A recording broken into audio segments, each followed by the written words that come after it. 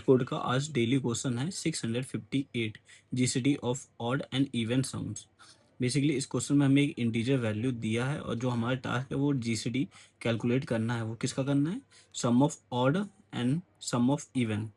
या एज जैसा ये एग्जांपल दिया, एन की वैल्यू हमें 4 दी है, देन आउटपुट 4 कैसे आ रहा है?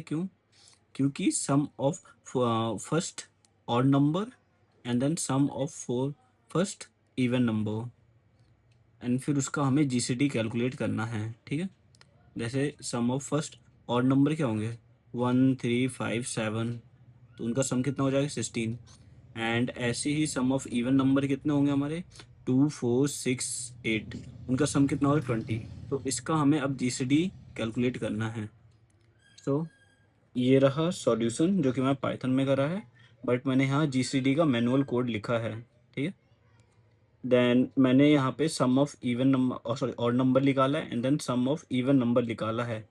Think like sum of odd में मैंने n इंटू एन और इवन के लिए n इंटू n+1 इसलिए करा है। देखो यहाँ पे अपना 4 था, तो 4 इंटू 4 कितना होता है? 16। 16 यहाँ पर है। सम ऑफ, अब आपको इवन निकालना है, तो 4 इंटू 4+1 जो कि मैंने यहाँ कर रखा है। सम ऑफ ऑड के लिए n into n, sum of even के लिए n इंटू n+1। देन फिर यहाँ पे मैंने रिटर्न कर दिया इन दोनों का जीसीडी, देन जीसीडी का ये रहा कोड।